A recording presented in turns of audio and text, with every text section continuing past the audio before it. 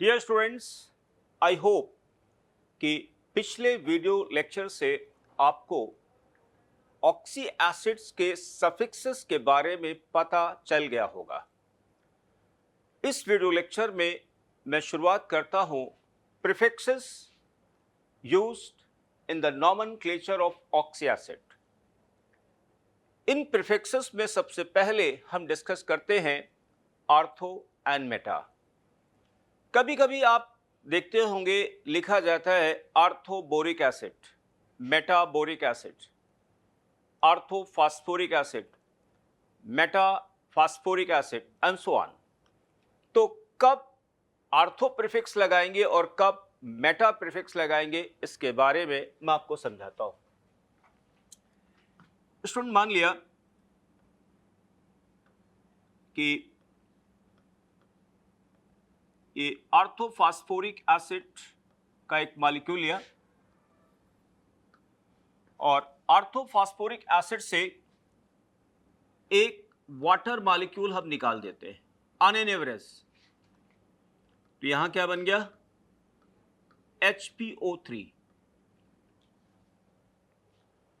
तो स्टूडेंट्स, अगर किसी नॉन मेटल के पैरेंट एसिड के एक मॉलिक्यूल से एक वाटर मॉलिक्यूल निकाल दिया जाए और जो प्रोडक्ट बने वो भी ऑक्सी एसिड होगा ऑन एन एवरेज, तो जो पैरेंट ऑक्सी एसिड है उसके नाम के आगे हम लोग प्रीफिक्स यूज करते हैं आर्थो, और जो प्रोडक्ट एसिड आएगा उसके नाम के लिए हम लोग यूज करेंगे मेटा। तो देखिए स्टूडेंट्स, यहां पे ऑक्सीडेशन स्टेट 5 है और यहां पे भी फास्फोरस का ऑक्सीडेशन स्टेट 5 है। तो वैसे अगर देखा जाए तो ये भी फास्फोरिक एसिड है। देखिए, फास्फोरिक,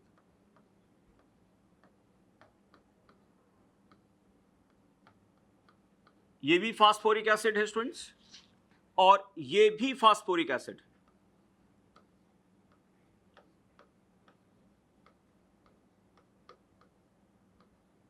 ओके, लेकिन इन दोनों फास्फोरिक एसिड्स को कैसे डिस्टिंग्विश किया जाएगा, उसके लिए हम लोग यूज करते हैं क्या? प्रीफिक्स। तो इस ऑक्सी एसिड के का जो प्रीफिक्स होगा वो होगा आर्थो, आर्थो, और इस ऑक्सी एसिड का जो प्रीफिक्स होगा वो होगा मेटा। ठीक है स्टूडेंट्स, तो यहां पे मेटा यूज किया गया और यहां पे आर्थो यूज किया गया। अब अगला सवाल उठता है, हो सकता है आपके दिमाग में डाउट आ गया होगा कि पिछले वीडियो लेक्चर में मैंने कहा था आपसे कि फास्फोरस के एसिड में अगर एक सेंट्रल एटम है तो 3 हाइड्रोजन होंगे। ओके, देखिए देखिए मैंने यहां पे बताया था ना कि फास्फोरस के ऑक्सी एसिड में जिसमें एक सेंट्रल एटम है उसमें 3 हाइड्रोजन जरूर होंगे।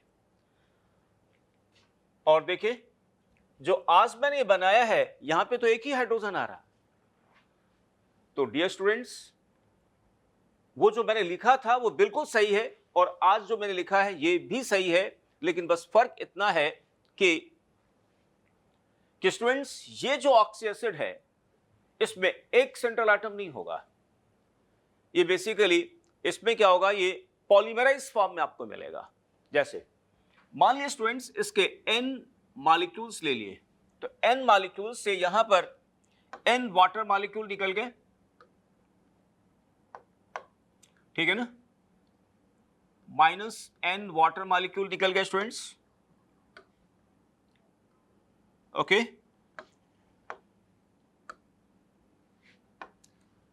और इसको मैंने n लिख दिया, जहां पर स्टूडेंट n की वैल्यू इक्वल टू और ग्रेटर देन 3 होगा।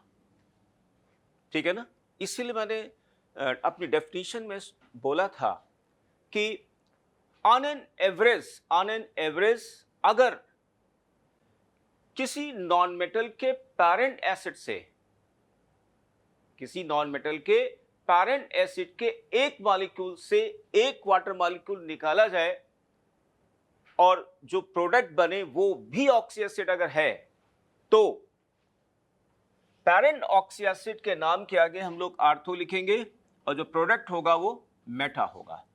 इसका मतलब जानते और हुआ एक क्या, कि वो नॉन मेटल्स जिनके ऑक्सी एसिड्स में मिनिमम 3 हाइड्रोजन होंगे वो सभी आर्थो भी उनके ऑक्सी एसिड आर्थो भी कहला सकते हैं और वो मेटा भी बनाएंगे। देखिए तो कौन कौन से नॉन मेटल्स मेटा एसिड बना सकते हैं, देखिए तो मिनिमम 3 हाइड्रोजन रिक्वायर्ड होंगे मेटा फॉर्म ऑफ एसिड बनाने के लिए। तो देखिए बोरान में 3 हाइड्रोजन आते हैं, इसका मतलब है मेटाबोरिक एसिड बन सकता है, orthoboric acid, metaboric acid. Carbon meta form नहीं बना सकता, इसके ऑक्सी एसिड के नाम के आगे आर्थो नहीं लगा सकते हैं क्योंकि मेटा नहीं बन सकता। नाइट्रोजन में मेटा एसिड नहीं आएगा। हम अगर जैसे कभी ये कहें कि मेटा नाइट्रिक एसिड, बिल्कुल सरासर गलत होगा ये, ठीक। सिलिकॉन में 4 हाइड्रोजन है, ortho silicic acid, meta silicic acid. Phosphorus में ortho phosphoric acid, meta phosphoric acid. Sulphur में 2 ही हाइड्रोजन है, हैलोजन में 1 हाइड्रोजन है। तो सल्फर और हैलोजन्स ये कभी Meta form of oxy acid नहीं बना सकते और इनकी ऑक्सी एसिड के नाम के आगे हम आर्थो कभी नहीं लिख सकते हैं। अब इसी पर एक क्वेश्चन मैंने बना दिया कि चूज इनकरेक्ट ऑप्शन, ठीक है ना, choose incorrect options regarding the name of oxy acid. Option a ortho silicic acid, metaboric acid, meta sulphuric acid, ortho phosphoric acid. जिसमें इनकरेक्ट कौन सा हुआ, जिसको मैंने कहा है मेटा सल्फ्यूरिक एसिड। ये गलत है, ये नाम नहीं हो सकता क्योंकि सल्फर की ऑक्सी एसिड में एक सेंट्रल एटम पर 2 ही हाइड्रोजन होंगे, ठीक है ना। इसका यूज हो गया और ये टेबल का यूज हो गया स्टूडेंट्स। अब देखिए आगे बढ़ता हूं students.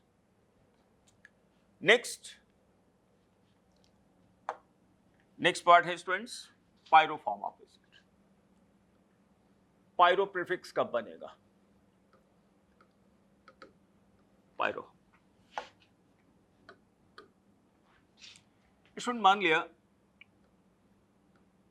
HOP OH double bond O plus HOP OH and double bond O, okay, और -H2O।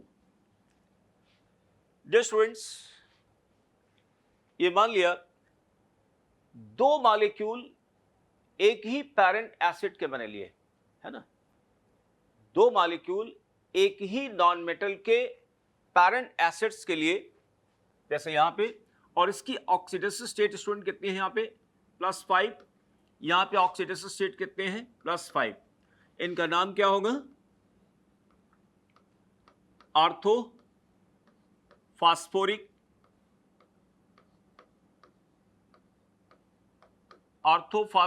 Acid, okay. मान लिया इन दो मॉलिक्यूल से एक वाटर मॉलिक्यूल निकाल दिया जाता है, ठीक है ना। तो after removal of 1 water molecule देखिए क्या बन जाएगा, HOP OH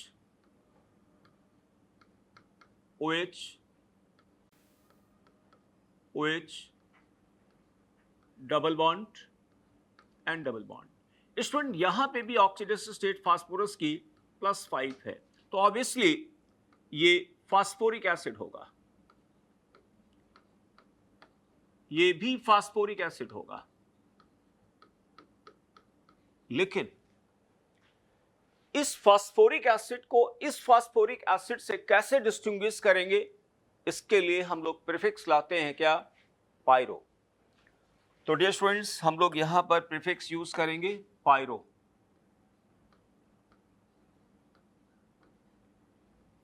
ठीक है ना। तो इसको डिफाइन कैसे किया जाएगा, अगर two same molecules of a parent acid of a non metal, यानी एक ही नॉन मेटल के दो पैरेंट एसिड के मॉलिक्यूल लिए जाएं और उनसे एक वाटर मॉलिक्यूल निकाल दिया जाए और जो प्रोडक्ट बने वो भी ऑक्सी एसिड अगर है, तो ये जो प्रोडक्ट एसिड आया है इसका प्रीफिक्स होगा पायरो। इसका मतलब जानते क्या हुआ, इसका मतलब ये हुआ कि वो नॉन मेटल उन नॉन मेटल के pyro form of oxy acid बनेंगे जिनमें मिनिमम 2 हाइड्रोजन है। ठीक है ना, मिनिमम 2 हाइड्रोजन। क्योंकि 2 हाइड्रोजन इसलिए जरूरी है क्योंकि देखिए ये OH और ये OH आपस में कंडेंसेशन करेगा, इससे ऑक्सी लिंकेज यहां पे बन गया। ठीक है ना, और इसको ऑक्सी एसिड होना है तो यहां पे एटलीस्ट 1 OH जरूर होना चाहिए, इसका मतलब यहां पर 1 OH होना चाहिए। तो इससे अब एक और देखिए, जो पिछले वीडियो लेक्चर में मैंने एक टेबल बनाई थी उससे हम लोग बता सकते हैं कि कौन कौन से नॉन मेटल के pyro form of oxy acid बन सकते हैं। Boron, carbon. हालांकि कार्बोनिक एसिड बहुत ही हाईली अनस्टेबल है, रूम टेम्परेचर पे सर्वाइव नहीं करता है, लेकिन थ्योरेटिकली अगर अपन सोचें कि हम बहुत ही लो टेम्परेचर पे जाके हम ऐसा करें तो पॉसिबिलिटी लगती है theoretically.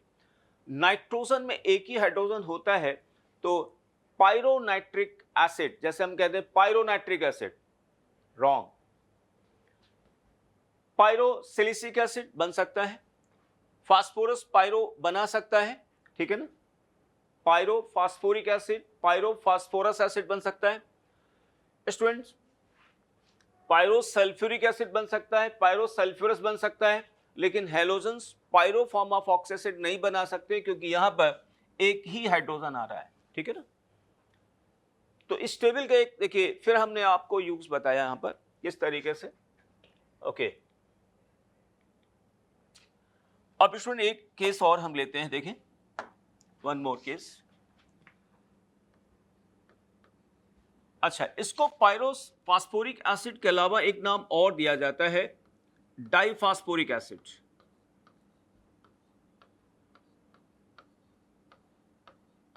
Diphosphoric acid. Why is it called diphosphoric acid? Because here 2 fragments of phosphoric acid have been involved in its formation, है ना। एक और स्टूडेंट केस ले रहा हूं मैं,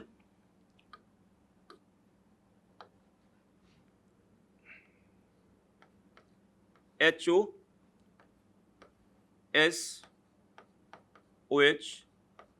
double bond plus HOSOH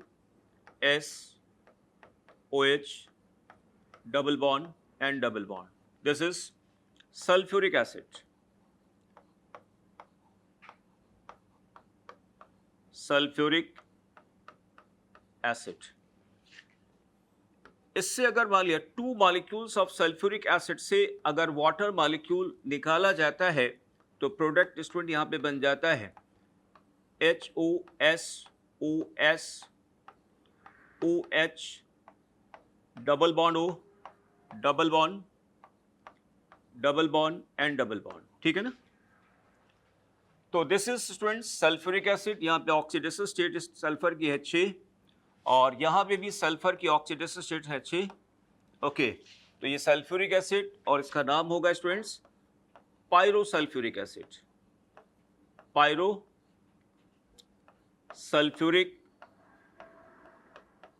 pyrosulphuric acid इसको कहा जाएगा। इसको हम डाई सल्फ्यूरिक एसिड भी कह सकते हैं, डाई सल्फ्यूरिक एसिड। इसका एक और नाम है ओलियम भी हम लोग कहते हैं, oleum. And other way to prepare pyrosulfuric acid is, हम इसमें स्टूडेंट्स सल्फर ट्राइऑक्साइड गैस को पास करा दें, है ना। सल्फर ट्राइऑक्साइड SO3 को अगर हम पास कराते हैं, when SO3 is passed into concentrated sulfuric acid, pyrosulfuric acid is formed. इसी को हम डाइसल्फ्यूरिक एसिड भी कहते हैं, इसी को हम लोग और ओलियम भी कहा जाता है। Student, one more illustration in the pyroform. देखिए अगला case, HOSOH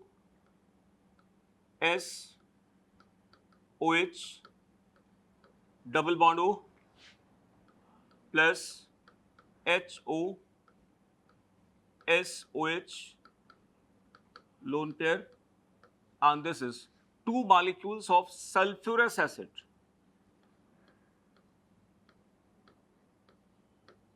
Sulfurous acid on removal of one water molecule. Here HOSOH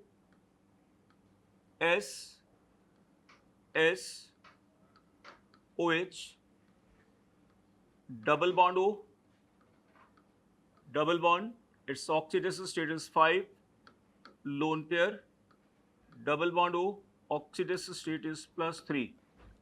This is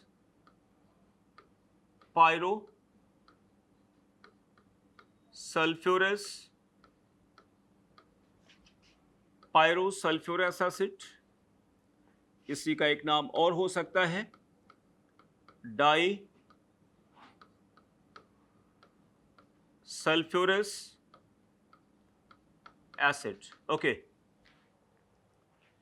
एक कंट्रास्ट स्टूडेंट्स आपको दिख रहा होगा इस पायरो एसिड में और इसके प्रीवियस पायरो एसिड्स में। देखिए यहां पर आप लोग देख पा रहे होंगे स्टूडेंट्स,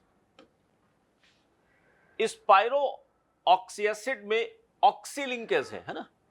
यहां पे आप देख पा रहे होंगे ऑक्सी लिंकेज है, बोलो है ना।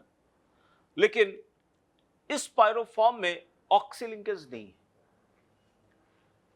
तो एक जनरल स्टेटमेंट जो मैं यहां पे बोल रहा हूं शायद आप लोग जानते भी होंगे, सभी पायरोफॉर्म ऑफ ऑक्सी एसिड्स में ऑक्सी लिंकेज मिलता है, लेकिन पायरोसल्फ्यूरस एसिड में ऑक्सी लिंकेज नहीं मिलता है। ठीक है ना। पायरोसल्फ्यूरस एसिड में ऑक्सी लिंकेज नहीं मिलेगा, बाकी सभी पायरोफॉर्म ऑफ ऑक्सी एसिड में हमेशा ऑक्सी लिंकेज मिलेगा स्टूडेंट्स। ओके, अब सवाल उठता है कि इसके पीछे लॉजिक क्या है। लॉजिक स्टूडेंट ये है कि जिन पैरेंट एसिड से आप पायरोफॉर्म बना रहे हैं, अगर उसके सेंट्रल एटम पर लोन पेयर है तो ऑक्सी लिंकेज नहीं आएगा, नेवर। अब मैं आपको बता देता हूं कि कहां कहां पे ऑक्सी लिंकेज आएगा, कहां पे नहीं आएगा। देखिए बोरान के पैरेंट एसिड यानी आर्थोबोरिक एसिड पर सेंट्रल एटम पर लोन पेयर नहीं आता है, यानी ऑक्सी लिंकेज आएगा। अगर कार्बोनिक एसिड से हम पायरो कार्बोनिक एसिड बनाते हैं तो ऑक्सी लिंकेज आएगा, क्यों? लोन पेयर नहीं है। बोरान का जो ऑक्सी एसिड बनेगा आर्थोबोरिक एसिड, उसमें लोन पेयर नहीं है ना, इसलिए यहां पायरो आएगा। पायरो में ऑक्सी लिंकेज आएगा, ऑक्सी लिंकेज यहां आएगा, ये पायरोफॉर्म बनाएगा ही नहीं। सिलिकॉन में ऑक्सी लिंकेज आएगा क्योंकि यहां पे लोन पेयर नहीं है। फास्फोरस की हम कोई भी ऑक्सी एसिड ले लें, चाहे चाहे पायरोफास्फोरस ले, चाहे हम फास्फोरस लें चाहे फास्फोरिक लें, किसी में मतलब दोनों में ऑक्सी लिंकेज आएगा। सल्फर के यानी 6 ऑक्सीडेशन स्टेट यानी सल्फ्यूरिक एसिड में लोन पेयर नहीं है, वहां ऑक्सी लिंकेज आएगा। सल्फ्यूरस एसिड में लोन पेयर है, इसलिए स्टूडेंट वहां पर ऑक्सी लिंकेज नहीं आएगा। हेलोजन्स पायरोफॉर्म अब बनाते ही नहीं। ओके, अब स्टूडेंट हम इसको मैकेनिज्म के थ्रू प्रूव भी कर देते हैं कि इसका मैकेनिज्म स्टूडेंट ये है, आपको बता दें एक और तरीका आपको बता दें यहाँ पे, HOSOH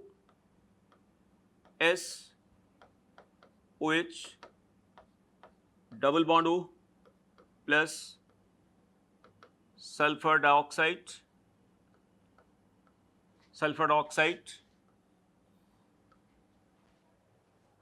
अगर हम सल्फर डाइऑक्साइड को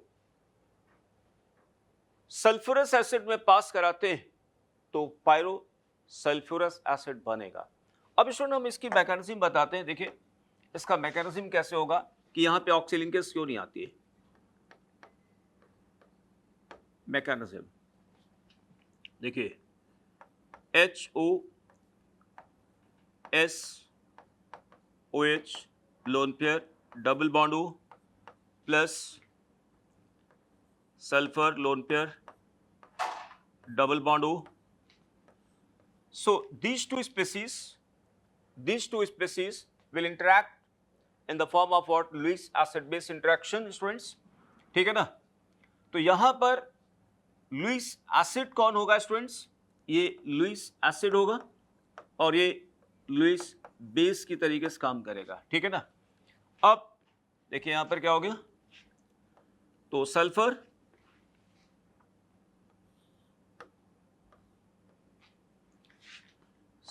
टू सल्फर लिंकेज आ गया, lone pair O minus double bond O। Okay, फिर स्टूडेंट्स यहां पर double bond O, OH plus and this is OH। ठीक है ना? ये सल्फर इसके साथ बॉन्ड बनाएगा तो यहां पे प्लस साइन आया, फिर यहां से स्टूडेंट क्या हुआ, इसका लोन पे इस तरीके से यहां पे माइग्रेट किया। अच्छा, अब यहां से जो H प्लस रिलीज होगा कहां जाएगा? इलेक्ट्रॉन रिच सेंटर पर। ओके, अब यहां से स्टूडेंट क्या होगा, ये H प्लस यहां से रिलीज होगा, यहां चला गया, बन क्या गया, HOSSOH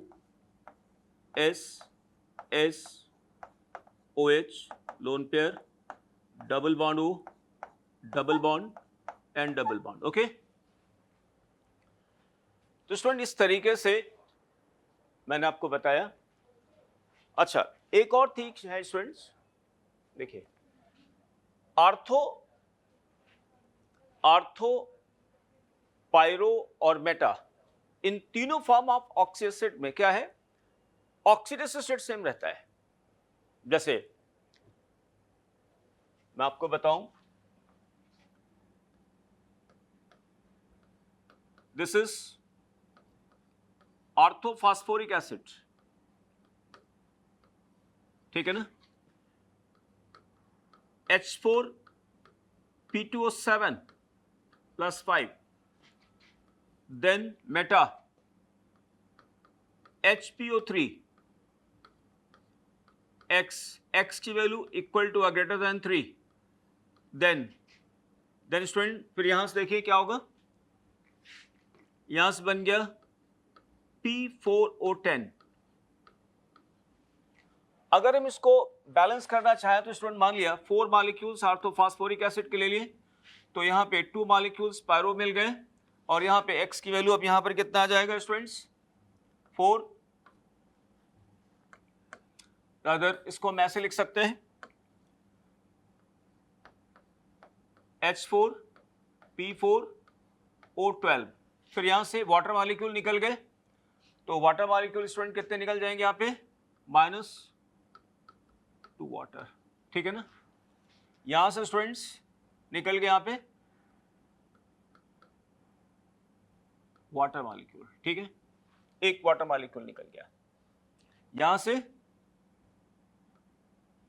2 वाटर मॉलिक्यूल निकल गए। तो this is orthophosphoric acid,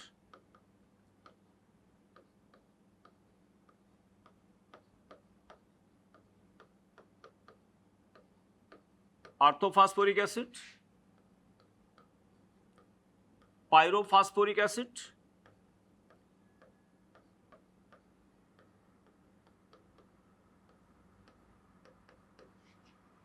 metaphosphoric acid,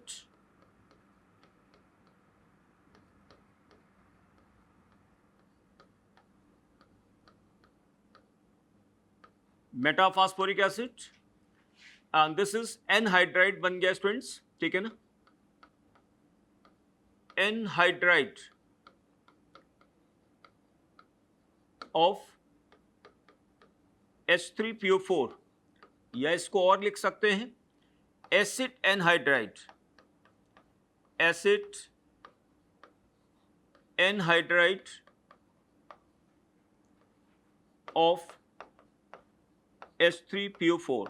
okay, तो डियर स्टूडेंट्स, आपने यहां पे देखा क्या, orthophosphoric acid, pyrophosphoric acid, metaphosphoric acid and anhydride, इन सभी में बेसिकली डिफरेंस इस बात का है, वाटर कंटेंट।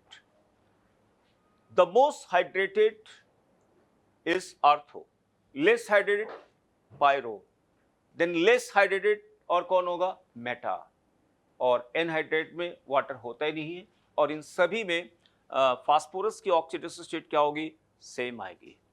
ठीक है स्टूडेंट्स, अच्छा अब इसके आगे स्टूडेंट बढ़ते हैं। एक और बता दें इसी में, एक बड़ा अच्छा पॉइंट है स्टूडेंट, आर्थो में हमेशा एक सेंट्रल एटम, पायरो में हमेशा दो आएंगे, मेटा में 3 या 3 से ज्यादा होंगे, ठीक है ना। आर्थो में एक सेंट्रल एटम, पायरो में 2 ही रहेंगे, मेटा में 3 या 3 से ज्यादा आएंगे। Okay, then next students, hypo. Hypo prefix हम लोग कब यूज करेंगे स्टूडेंट, देखिए मान लिया H3PO3, oxidative state of phosphorus is +3, ठीक है। सपोज इससे ऑक्सीजन का एक रिमूवल होता है, प्रोडक्ट बन गया H3PO2 एंड +1, ये स्टूडेंट ये भी phosphoric acid, phosphorus,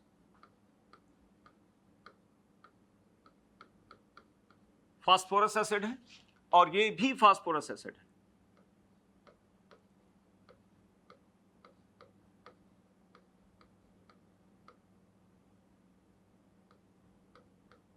phosphorus acid. तो स्टूडेंट देखिए, मान लिया एक मॉलिक्यूल से, यानी फास्फोरस एसिड के एक मॉलिक्यूल से मान लिया ऑक्सीजन निकलते हैं, ऑक्सीजन के रिमूवल से अगर एक सेंट्रल एटम है तो 2 यूनिट का पॉजिटिव चार्ज कम हो जाता है, आप देख पा रहे होंगे, +3 से +1 आ गए, तो ये भी अस फॉर्म ऑफ एसिड है, ये भी अस फॉर्म एसिड है, लेकिन हमें किसी के सामने बोलना है, ठीक है ना, हमें इसके बारे में लिखना है, तो हम ऐसा थोड़ी लिखेंगे कि नहीं अस फॉर्म यहाँ पे 3 ऑक्सीजन वाला है और 2 ऑक्सीजन वाला है, ऐसा हम नहीं कहेंगे। तो स्टूडेंट इसके लिए प्रीफिक्स यूज किया गया है हाइपो। देखिए, तो hypo prefix is used to those oxy acid जिनमें पैरेंटल ऑक्सीडेटिव स्टेट से लोअर ऑक्सीडेटिव स्टेट। अब यहां पे एक नया टर्म मैंने बोला कि पैरेंटल ऑक्सीडेटिव स्टेट क्या क्या है, जैसे ऑड नंबर ग्रुप की जो पैरेंटल ऑक्सीडेटिव स्टेट है वो क्या है, अस के लिए 3 और इक के लिए 5, और इवन नंबर ग्रुप के लिए पैरेंटल जो है अस होती है +4 और इक होता है +6। तो अगर सपोज करिए ऑड नंबर ग्रुप में अगर किसी ऑक्सी एसिड की ऑक्सीडेटिव स्टेट +3 से कम है तो उसमें हाइपो लिखा जाएगा, और अगर +5 से लोअर है लेकिन 3 से ज्यादा है तो वहां पे भी हाइपो आएगा।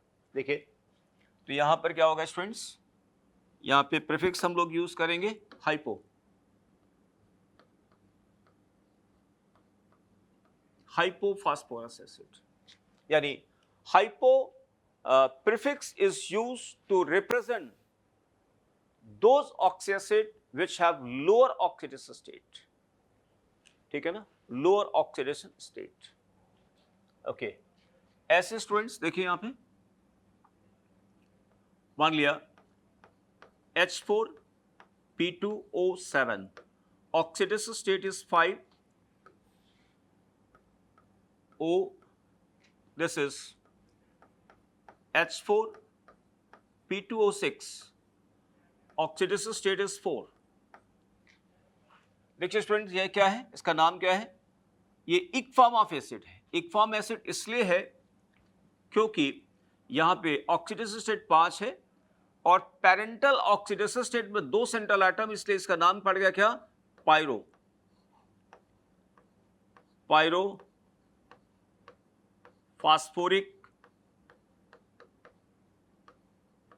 फास्फोरिक एसिड, ठीक है ना. यहां पर क्या है, देखिए 2 सेंट्रल एटम जरूर है लेकिन पायरो नहीं. पायरो फॉर्म में 2 सेंट्रल एटम होंगे और ऑक्सीडेशन स्टेट उसके पैरेंटल ऑक्सीडेशन स्टेट होगी, यानी ग्रुप की पैरेंटल, जैसे फास्फोरस ऑड नंबर ग्रुप है, ऑड नंबर की पैरेंटल एसिड ऑक्सीडेशन स्टेट क्या होंगी, अस के लिए 3 और इक के लिए 5, लेकिन यहां 5 से लोअर है. इसका मतलब क्या है, 5 से लोअर है लेकिन 3 से ज्यादा है. 3 से ज्यादा का मतलब ये इक तो होगा लेकिन 5 से लोअर, इसलिए क्या होगा, हाइपोइक कहा जाएगा. तो दिस इज हाइपोइक, यानी हाइपोफॉस्फोरिक.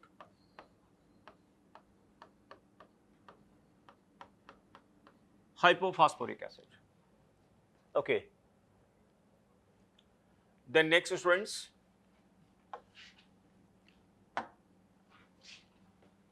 पर prefix per. Students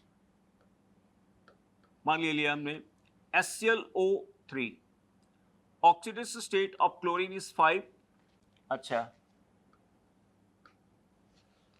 chlorine odd number group है और ऑड नंबर ग्रुप के सफिक्सेस के बारे में मैंने क्या बताया था कि अप टू 3 अगर ऑक्सीडेशन स्टेट है तो अस कहलाएगा और 3 से ज्यादा है तो क्या कहलाएगा, इक कहलाएगा. लेकिन यहां पे पैरेंटल इक का ऑक्सीडेशन स्टेट क्या होता है, +5, तो इसका मतलब क्या हुआ, ये क्लोरिक एसिड हो गया. क्लोरिक एसिड हो गया, ठीक है ना, क्लोरिक एसिड. अब इसमें मान लिया इसमें हम एक ऑक्सीजन का एडिशन करें. ऑक्सीजन का जब एडिशन करेंगे तो देखिए यहां पर क्या फॉर्मूला बन गया, HClO4 यानी plus oxygen, oxidation state 2 unit से बढ़ गई यानी 7 हो गया. अच्छा, तो क्लोरिक एसिड स्टूडेंट ये भी है, क्लोरिक एसिड ये भी है, ठीक है ना, ये भी क्लोरिक, ये भी क्लोरिक. लेकिन जब पैरेंटल इक ऑक्सीडेशन स्टेट से ऑक्सीडेशन स्टेट ज्यादा आ जाती है तो हम लोग क्या यूज करते हैं, पर, यानी per prefix is used to those oxy acids which are obtained by addition of oxygen to ic form of oxy acid, ठीक है ना. तो यहां पर लिखेंगे हम लोग स्टूडेंट्स इसको पर क्लोरिक एसिड, पर क्लोरिक एसिड. अच्छा, अब देखिए यहां पर हम बता देते हैं आपको एक और चीज, ये क्लोरीन, इसका अगर हम स्ट्रक्चर बनाना चाहें तो OH O प्लस ऑक्सीजन, ठीक है ना, ऑक्सीजन. स्टूडेंट अगर इसमें ऑक्सीजन ऐड करेंगे तो क्लोरीन के पास अभी भी क्या है, लोन पेयर है. So new oxygen will be bonded to chlorine by using these electrons और इसका स्ट्रक्चर बन गया students, chlorine double bond O, this is OH, double bond O and double bond O. Now its oxidation state is +7, यानी per chloric acid, this is chloric acid. अब ऐसे student एक चीज और देखिए, जैसे मान लिया हमने सल्फ्यूरिक एसिड लिया, सल्फ्यूरिक एसिड है और इस सल्फ्यूरिक एसिड में अगर हम ऑक्सीजन को ऐड करते हैं एक कंट्रास्ट देखिए, इसमें लोन पेयर था लेकिन इस सल्फर में कहीं लोन पेयर नहीं है. So new oxygen will be added to this structure by forming oxygen to oxygen linkage. देखिए, now sulfur O, O and H. This is OH, double bond O and double bond O. ठीक है ना? So students, new oxygen has been introduced by forming O to O linkage. यहां पर ये peroxide linkage आ गया है ना, यहां पे पेरोक्साइड लिंकेज. ओके, अच्छा, यहां पे स्टूडेंट इसकी ऑक्सीडेशन स्टेट 6 है और यहां पे भी ऑक्सीडेशन स्टेट 6 है. तो इस सल्फर की एब्सोल्यूट ऑक्सीडेशन स्टेट 6 है, लेकिन इसकी जो एवरेज ऑक्सीडेशन स्टेट आएगी वो कितनी आएगी, यहां पर 8 आएगी. ठीक है ना? तो देखिए, एवरेज ऑक्सीडेशन स्टेट अगर हम निकालते हैं तो इसकी आएगी 8. 8 का मतलब 6 से ज्यादा हो गया और इसीलिए इसका नाम अक्सर हम लोग कहते हैं पेरोक्सी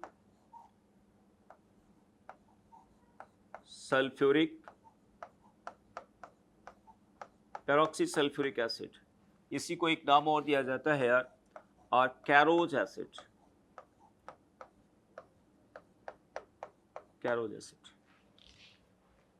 ओके, तो स्टूडेंट जो प्रीफिक्सेस मैंने यहाँ पे बताए इस वीडियो लेक्चर में, बहुत ही शॉर्ट वीडियो लेक्चर में मैंने कोशिश की है इन प्रीफिक्सेस को समझाने की स्टूडेंट आपको.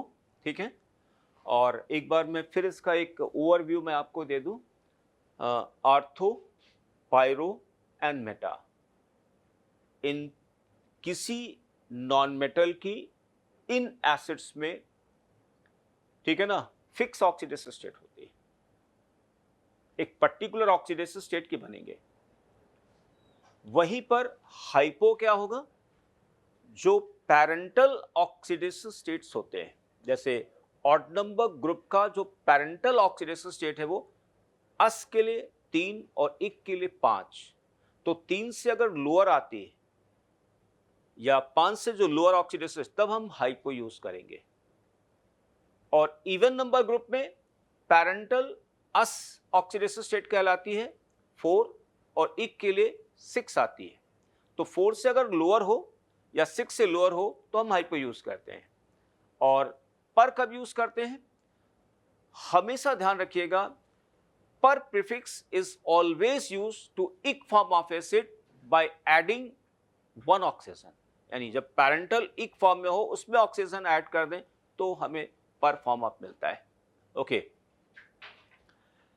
तो students, this is all about prefixes in short. Thank you.